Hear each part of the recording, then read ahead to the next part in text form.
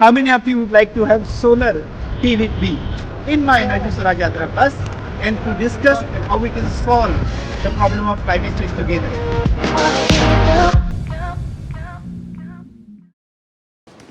Hello and नमस्कार। मेरा नाम चेतन सिंह सोलंकी और ये जो शो है ये सोलर चाय पे चर्चा with professor Solanki and it is always a pleasure to discuss with wonderful people in the country.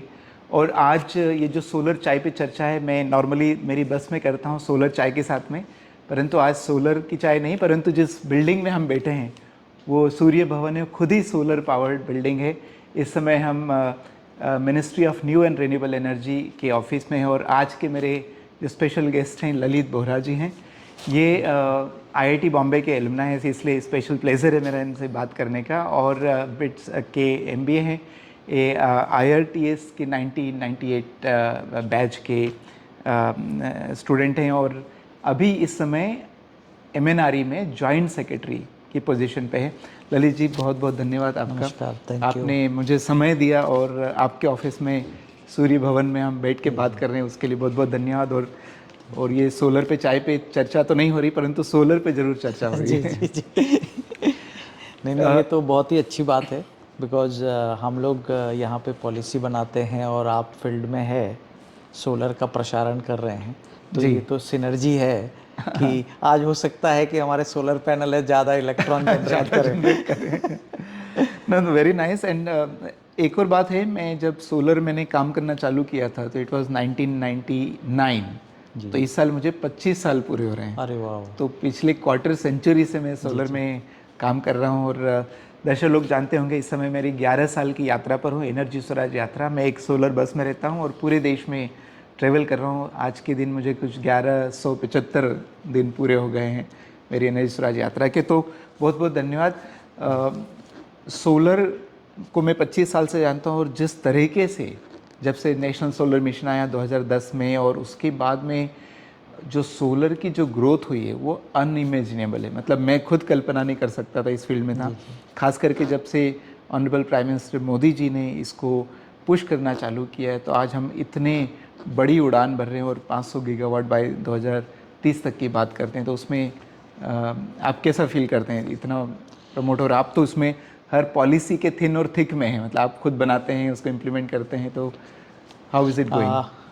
देखिए, सोलर एनर्जी है वो इंडिया के लिए बहुत इम्पॉर्टेंट है बिकॉज़ ये एक ऐसा रिसोर्सेज है वो हमारे पास अबंडेंटली अवेलेबल है और इस रिसोर्सेज को कंज्यूम करने से अगर हम नेशनल पर्सपेक्टिव में देखें तो हमारा एनर्जी के ऊपर जो हमारी डिपेंडेंस है, जो हम ऑयल इंपोर्ट कर रहे हैं, जो हम गैसेज इंपोर्ट कर रहे हैं, अगर हम सारे एनर्जी सेक्टर्स को ट्रांजिशन करके इलेक्ट्रिकल सेक्टर में लाएं और इलेक्ट्रिकल को हम रिन्यूएबल बना दें तो हमारे लिए एक एनर्जी सिक्योरिटी भी आती है।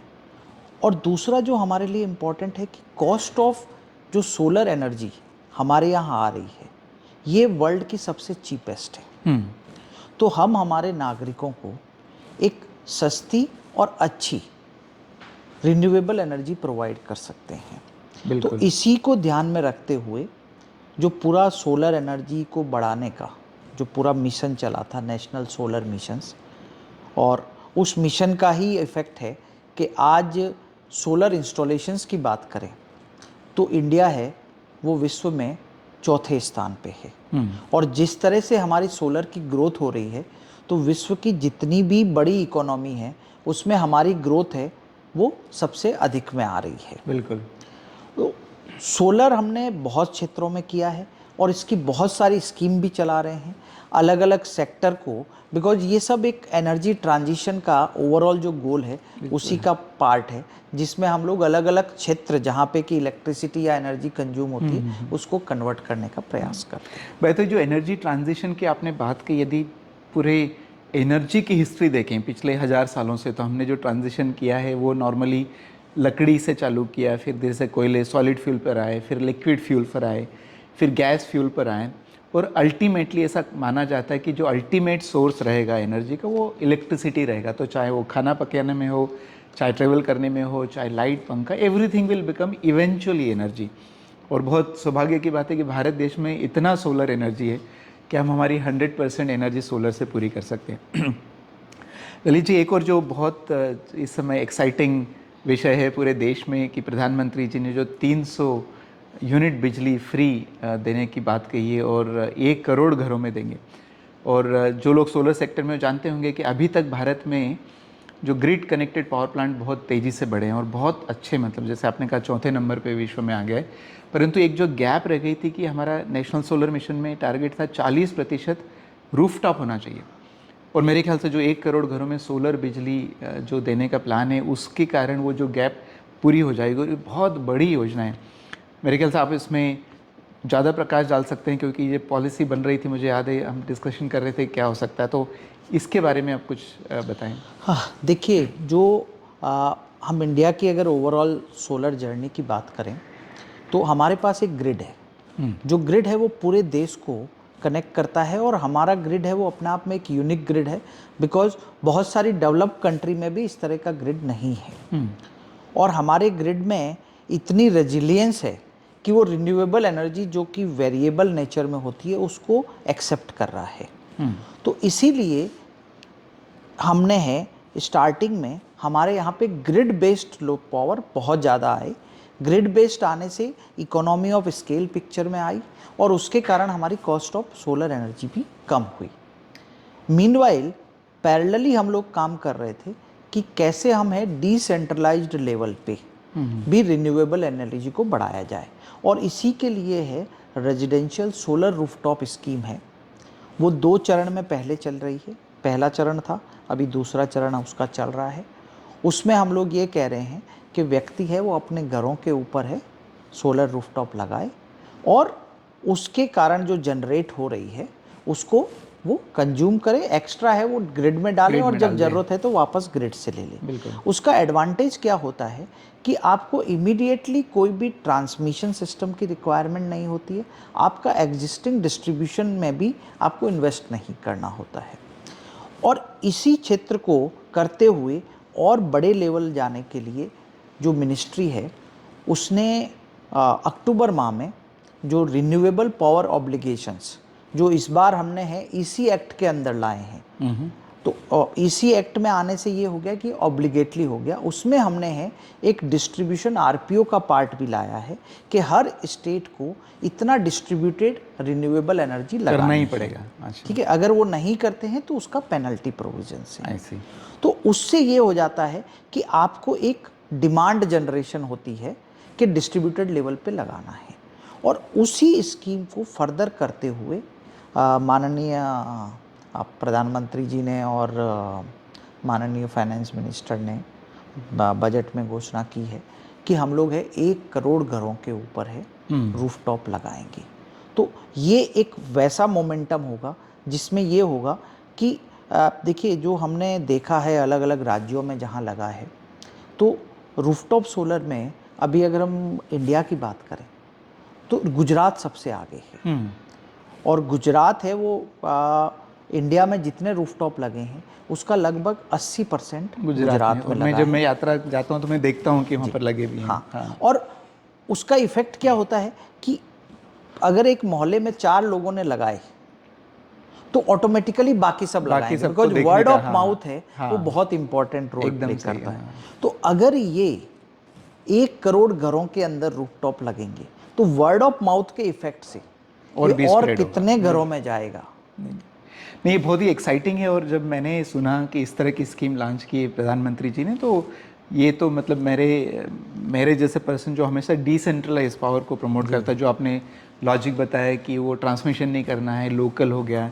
अच्छा, लोकल जॉब भी क्रिएट होंगे क्योंकि लोकल छतों पे लगेगा, मेंटेनेंस के लिए जरूरत। तो मेरे ख्याल से ये जो सोलर एनर्जी को उपयोग करने का सबसे बेहतरीन तरीका है वो लोकलाइज जनरेशन। और हमारी एनर्जी स्वराज फाउंडेशन का जो मेन है एनर्जी में स्वराज, मतलब energy by local for local, सब लोग अपनी लोकल करें। ये जो आपने ईसी एक्ट बताया ये क्या है? ये एनर्जी कंजर्वेशन है।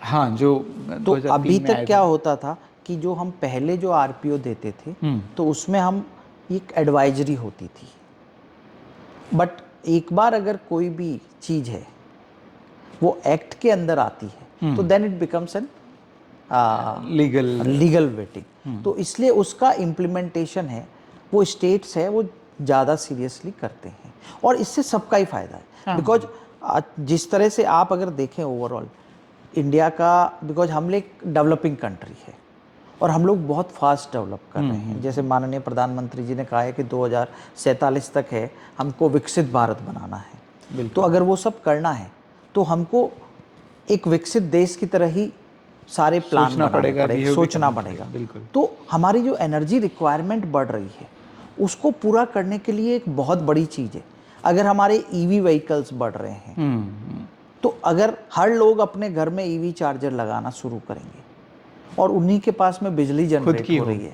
और अल्टीमेट फ्यूल तो इलेक्ट्रिसिटी ही होने वाला है, चाहे ट्रांसपोर्टेशन हो, कुकिंग हो, सब में। अच्छा, ये सब में चूँकि मैं सोलर एनर्जी का प्रोफेसर हूँ और एनर्जी स्वराज यात्रा मेरी जो क्लाइमेट चेंज अवेयरनेस और उसको कैसे करेक्ट करें उसके प्रति है और कैसे हर व्यक्ति को इसमें जोड़ा जाए, क्योंकि हर व्यक्ति पॉल्यूशन का हिस्सेदार है। इसलिए मुझे लगता है हर व्यक्ति सॉल्यूशन का हिस्सेदार होना चाहिए। सरकार का अपना रोल है पॉलिसी बनाने में। एक जो कैरेक्टरिस्टिक मैं हमेशा लोगों को बताता हूँ कि ना हम मॉडर्न लोग क्या है, हम एक्सपर्ट हैं। हम लोग क्या करते हैं, एक प्रॉब्लम सॉल्व करते हैं और दूसरी खड़ी करते हैं। तो मुझे कई बार ऐसा लगता है कि सोलर एनर्जी में भी वैसा ना हो जाए। और जो गुजरात में मेरा भी अनुभव है कि बहुत रूफटॉप है और मैं जब पहली बार गुजरात गया तो बड़ा खुश हुआ कि अरे वाह, बहुत डेवलपिंग स्टेट है। पर मेरे लेक्चर के बाद एक सज्जन आए, उन्होंने ये मुझे कहा तो थोड़ा दुखी हो गया। उन्होंने कहा sir thank you very much, आपने आंखें खोल दी। मैंने कहा क्या हुआ? तो ही सेड कि सर मेरी सिस्टर का फ़ोन आया था, वो बोल रही थी भैया मैंने घर पे 6 किलोवाट का सोलर सिस्टम लगा लिया है रूफटॉप पे और पहले एक कमरे में एसी था, अभी तीनों कमरों में एसी लगा लिया है और बिजली बचती, बताओ क्या करूं। तो एक जो मुझे डर है, एंड अभी ये एनेक्डोटल एक्सपीरियंसेस हैं पर उसमें मुझे साइंटिफिक स्टडी करना चाहिए, दूसरे लोग कर सकते हैं, कि सोलर एनर्जी या नेट मीटरिंग आने से एनर्जी का कंजम्पशन भी बढ़ जाता है। क्योंकि जब बिजली का बिल कम होता है तो जो टेंडेंसी होती है कि अच्छा ठीक है चलने दो, अच्छा ठीक है। तो चूँकि मैंने सोलर में पीएचडी किया, मैं कह सकता हूँ कि सोलर पैनल बनाने में सिलिकॉन बनाना, क्रिस्टल बनाना, सेल बनाना, मॉड्यूल बनाना, मॉड्यूल के साथ में ग्लास बनाना, एल्यूमिनियम के फ्रेम बनाना, पावर निकालने के लिए कॉपर का वायर बनाना, खड़ा करने के लिए आयरन का स्ट्रक्चर बनाना, फिर इन्वर्टर बनाना, और ये सब बनाने में माइनिंग, केमिकल्स, एनर्जी और बाद में रिसाइकलिंग, फिर एनर्जी, केमिकल। तो सोलर एनर्जी मेरे ख्याल से सब दर्शकों को समझ लेना चाहिए कि definitely much better than coal, but zero impact है ऐसा नहीं है। तो क्या सरकार या आप ऐसा कभी सोचा है कि कैसे हम एनर्जी एफिशिएंसी या एनर्जी कंजर्वेशन को और प्रायोरिटी दें ताकि ये सोलर है उसका सच में हम बेनिफिट कर पाएँ, वरना कंजम्पशन बढ़ गया सोलर के कारण तो कुल मिला के नुकसान भी बढ़ गया। तो इसमें आप क्या कहेंगे? देखिए इसमें तो मैं ये कहूँगा कि सरकार है वो ऑलरेडी इसके अवेयर है। इसी का इफ़ेक्ट है कि जो ministry of environment, forest and conservation के थ्रू MOFCC लाइफ पे इतना हमारा चल रहा है, जहाँ पे हम लोगों को कह रहे हैं कि आप चीज़ों को है कॉशियसली यूज करो। इसमें देखिए इसमें दो विचार होते हैं। एक ये है कि आपको जितनी ज़रूरत है उतनी आपको ज़रूर कंज्यूम करनी चाहिए। हाँ, आप है उसको वेस्ट मत करिए, और जहाँ पे आपका वेस्ट है उसको आप रिसाइकल करके और यूज करिए। तो मेरा इसमें ये विचार है कि अगर आपको लगता है कि आपके घर में 2 एसी चाहिए तो आप 2 एसी रखिए, बट आप उसको वेस्ट मत करिए। कि जब आपको लग रहा है कि अगर आप है 25 डिग्री टेम्परेचर में या 27 डिग्री टेम्परेचर के एसी में रह सकते हैं तो आप है उसको 19 डिग्री करके और कंबल ओढ़ करके गर्मी में मत सोइए। बिल्कुल, ये बहुत ही सिंपल सा कॉमन सेंस ही बात है। सो आप है ना उसको उस तरह से यूज करिए। बिकॉज जब हम विकसित देश की बात कर रहे हैं तो ये है कि हमको फैसिलिटी एंड रिसोर्सेज हर व्यक्ति को पहुंचाना पड़ेगा। साथ में हमको ये जागरूक करना होगा कि आप इन रिसोर्सेज का वेस्टफुल यूज मत करो। तो वो एक ऑलरेडी हमारा मिशन चल रहा है। उसके अलावा आपको तो ध्यान है ही कि हम लोग है एनर्जी एफिशिएंसी पे भी बहुत काम कर रहे हैं। और नॉट ओनली हम, अभी मैं एक IIT गुवाहाटी के किसी प्रोफेसर से बात कर रहा था तो उन्होंने बोला कि they are working on the air conditioning system, कि एयर कंडीशनिंग सिस्टम है उसका ट्रिगर कब हो ताकि they use the minimum electricity. Okay. And when they trigger तो उस समय है ग्रिड पे कैसे मिनिमम इफेक्ट आए। सो इन सब एरिया में रिसर्च हो रही है, बिकॉज हमको एनर्जी कंज्यूम करनी है बट जुडिशियसली करनी है और वेस्ट नहीं करनी है। तो ये इसको भी मतलब ये तो होना ही चाहिए और कॉमन सेंस है कि वेस्ट नहीं करना है, बट जो ह्यूमन नेचर तो ह्यूमन नेचर, तो क्या हम इसको पॉलिसीज़ में भी ला सकते हैं कि यदि इतना वेस्टेज है या इतने लोग रहेंगे तो इतना इलेक्ट्रिसिटी कंजम्पशन हो? क्योंकि एक जो मेरा लॉजिक होता है कि साइंस भी बढ़ रहा है, टेक्नोलॉजी भी बढ़ रही है, इकोनॉमी बढ़ रहा है और सोलर बढ़ रहा है, बहुत अच्छी बात है, पर मुझे डर ये भी है कि धरती का साइज़ नहीं बढ़ रहा है, केमिकल्स नहीं बढ़ रहे हैं, मिनरल्स नहीं बढ़ रहे, पानी नहीं बढ़ रहा है, तो कंजम्पशन की कहीं ना कहीं जाके लिमिट तो होना ही चाहिए। You can't do infinite. Solar पे आप इन्फाइनाइट नहीं कर सकते, खास करके डिवाइस यूज़ करके। सोलर के दो उपयोग होते हैं, पैसिव और एक्टिव। डायरेक्ट सनलाइट यूज़ किया तो पैसिव हो गया, तो आप जितना चाहे उतना कर लो। डायरेक्ट बिल्डिंग को गर्म कर लिया बिना किसी अप्लायंस के, तो आप जितना चाहे उतना करो। परंतु जब हम अप्लायंस को यूज़ करते हैं, ऑलरेडी उसके साइड इफ़ेक्ट होना चालू हो जाते हैं। तो यदि उसमें भी कुछ रेगुलेशन रहे और एक कंजम्पशन लिमिटेशन की बात आए, तो वो मेरे ख्याल से बहुत अच्छा होगा। मेरा, आप जानते होंगे मेरा जो फार्मूला है, सोलर पे जाना है, 100% जाना है, खाना भी सोलर पे बनाना है, ट्रेवल भी सोलर पे करना है, सब करना है। पर उसका जो नियम है, जो धरती के नियम का पालन करते हुए AMG, avoid first if possible, if not minimise with efficiency, if not then only generate. AMG नहीं तो मैं हमेशा बोलता हूँ आपको बोलना पड़ेगा OMG, ओ माई गॉड सोलर महंगा है, ओ माई गॉड छत पे जगह नहीं है, ओ माई गॉड पॉलिसी नहीं है। तो वो नियम का पालन करें।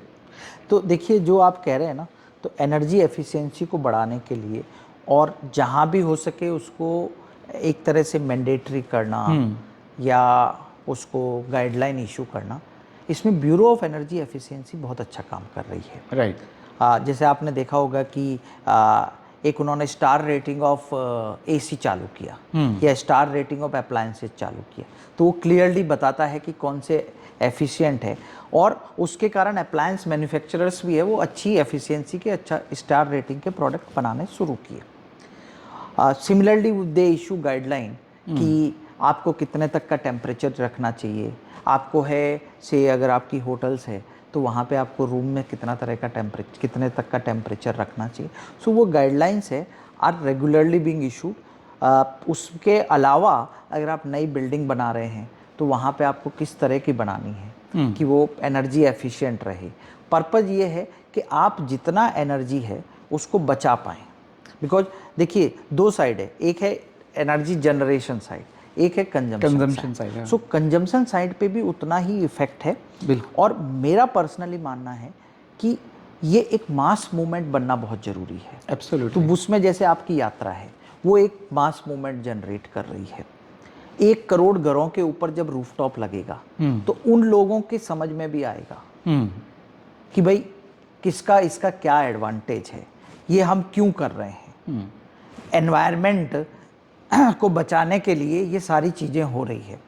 1 करोड़ को पता चलेगा इंटर्न, उसके कारण उस घर में, एक घर में है अगर 6 आदमी रहते हैं तो 6 करोड़ को, 6 करोड़ और उनके रिलेटिव, ये उनके आप आसपास फैलेगा उसका इफेक्ट। तो ये सब इसी का है कि अल्टीमेटली जितना मास मूवमेंट होकर के और पब्लिक अवेयर होगी उतना ही है वो बचाना शुरू करेगी। और मेरा मानना है कि हम लोग भारतीय ना, वो मैं हमेशा कहता हूँ कि हमारी थ्योरी अलग है।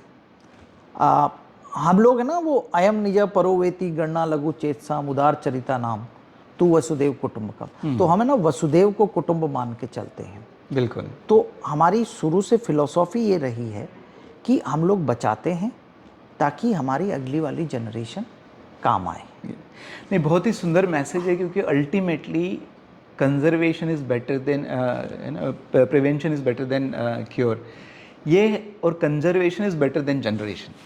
तो इसके पहले कि हम सोलर में जनरेट करें, हमें कंजर्व करना सीखना चाहिए, और ये मास मूवमेंट होना चाहिए। इसके लिए रादर देन नियम कानून बनाएं, व्यक्ति खुद समझें, क्योंकि हर चीज़ जो हम धरती पर करते हैं उसका कुछ न कुछ साइड इफ़ेक्ट होता है, भले ही सोलर क्यों ना, ज़ीरो नहीं होगा, कम होगा। इसलिए conservation is better than generation. और वसुदेव कुटुंबकम, मुझे लगता है कि भारत देश ही एक ऐसा देश है जो ये जो भावना के साथ में एनर्जी जनरेशन और कंजम्पशन का काम करेगा, तो खुद नहीं बल्कि विश्व लीडर, जो विश्व गुरु बन सकता है। और भारत देश ही ऐसा कर सकता है, क्योंकि हमारे संस्कृति का ऐसा हिस्सा रहा है कि हम कंजर्वेशन पहले करते हैं। तो बहुत अच्छी बात है कि हम सोलर में जा रहे हैं और 1 करोड़ घरों पे सोलर लगाने वाले हैं, परंतु सबसे यही अपील है कि पहले कंजर्व करें फिर जनरेशन की बात करें। तो बहुत बहुत धन्यवाद। जो हमारे एनर्जी स्वराज का जो हमेशा मिशन होता है कि एनर्जी में आत्मनिर्भरता, एनर्जी में इंडिपेंडेंस, और प्रधानमंत्री जी भी कहते हैं यदि भारत को आत्मनिर्भर बनना है तो एनर्जी में इंडिपेंडेंट बनना पड़ेगा। और मैं उसमें एक लाइन जोड़ता हूँ, एनर्जी में इंडिपेंडेंट बनना है तो हर व्यक्ति को इंडिपेंडेंट बनना पड़ेगा। तो स्लोली अपनी एनर्जी की ज़रूरत कम करें, रूफटॉप सोलर पे जाएं और आत्मनिर्भर हो जाएं धीरे धीरे। तो इससे बढ़िया क्या हो सकता है। मैं हमेशा मेरे गेस्ट से एक रिक्वेस्ट करता हूँ कि prevention is better than cure. तो अवॉइड, मिनिमाइज, जनरेट। कुछ चीज़ें हैं जो अवॉइड करना ही बेटर है। जैसे मैं बिना प्रेस के कपड़े पहनता हूँ, मेरे घर में फ्रिज नहीं है, और मैं अपने गेस्ट से रिक्वेस्ट करता हूँ कि ऐसा आप कुछ संकल्प लें कि आज से अवॉइड करेंगे, आप नहीं करेंगे, या मटेरियल या एनर्जी कुछ, आप ऐसा कुछ संकल्प लेना चाहेंगे? मैं नॉर्मली वीकेंड को जब भी ट्रैवल करता हूँ और अगर मेरे साथ में फैमिली नहीं है और मैं अकेला ट्रैवल करता हूँ तो मैं प्रेफर करता हूँ कि मैं मेट्रो से ट्रैवल करूँ। अरे वाह। तो उसमें यह है कि मेरा पैदल भी चलना होता है और ट्रैवल करने से यू लर्न लॉट। आप जितना घूमोगे, जितना आप पब्लिक को देखोगे, उससे आप जो समझ पाओगे वो आप नहीं समझ पाओगे। और दूसरा जो मेरा है कि जहाँ तक हो सके मैं अप्लायंसेज है वो मिनिमम यूज करता हूँ। बहुत बढ़िया। ठीक है, मुझे ये लगता है कि अगर कोई काम आप अपने हाथ से कर सकते हैं और आपके पास समय है तो आप वो करिए। तो मेरा ये रहता है कि मैं ट्रैवलिंग में अपना एक्सपेंसेज है और जो एनर्जी कंजम्पशन है वो मिनिमाइज करता हूँ। बहुत ही बढ़िया। ये बहुत बड़े अधिकारी हैं, जॉइंट सेक्रेटरी है गवर्नमेंट ऑफ इंडिया के, और ये जब करते हैं तो मेरे ख्याल से हम सब भी कर सकते हैं। और ज़रूर आपसे लेके मैं भी कई बार यदि कार में जा रहा हूँ तो अब मैं सोचूंगा कि उसको और भी ज़्यादा पैदल किया। मैं वैसे ही बहुत कम एनर्जी का उपयोग करता हूँ, पर इसको भी अपने जीवन में अपनाने का प्रयास करूँगा।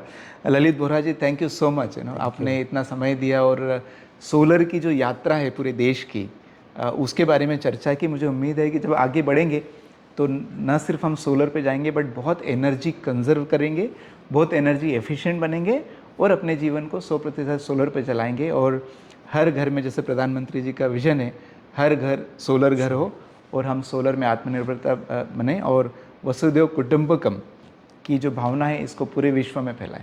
Thank you so much. Thank you. आपने समय दिया इसके लिए, thank you. So thank you very much. आपने ये सोलर चाय पे चर्चा का एपिसोड ज्वाइन किया, और यहाँ पर इस समय मैं ministry of new and renewable energy, government of India के मंत्रालय में हूँ, और ललित जी ने हमारा साथ दिया।